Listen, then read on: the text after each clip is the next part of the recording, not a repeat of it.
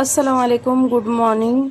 तो आप सब लोग, मैं हूँ मुंबई से। देखो, आज बहुत जल्दबाजी वाला काम है, क्यों तो मुंबई में पानी कटौती होने वाला है, तो इसके लिए मुझे जल्दी जल्दी खाना बनाना है।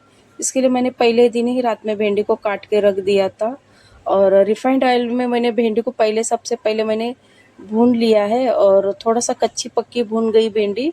और दोबारा मैंने वही देगची में 2 आकड़ा तेल डाला, जीरा अजवाइन डाल रही हूँ, और उसके बाद मैं प्याज भी डाल दूँगी। 1 प्याज काटी थी, और 1 के बदले आप 2 भी डाल सकते हो, आप कम ज़्यादा कर सकते हो।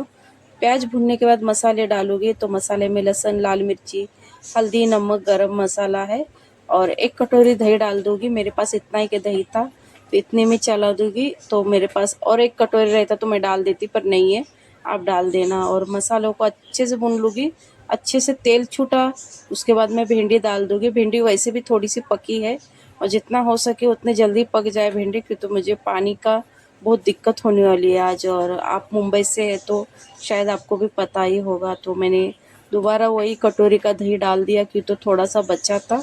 देखो कितनी प्यारी और कितनी लाजवाब, बाप रे! मुझे भी यकीन नहीं हो रहा है कि मैंने भी इस तरीके से बनाई हूँ। और भिंडी आपकी पकी है। और टिफ़िन के लिए मैं सबसे पहले बिटिया जाती तो उसको टिफ़िन में देती हूँ, तो प्लेट में मैं ठंडे के लिए निकालती हूँ। और वीडियो आपको कैसी लगती कमेंट में ज़रूर बताना। उसका टिफ़िन भर देती हूँ, क्यों तो सबसे पहले डेकोरेट उसको मैं आपको वही आपको दिखा देती हूँ, डेकोरेट नहीं करती हूँ। चलो बाय, अल्लाह हाफ़िज़।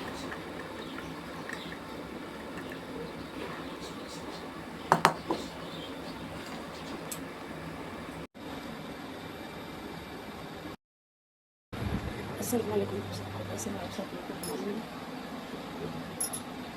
आज बन रही है प्याज टमाटर की, और चाय बन रही है। खाने के लिए पानी रखा है, गर्म पानी है।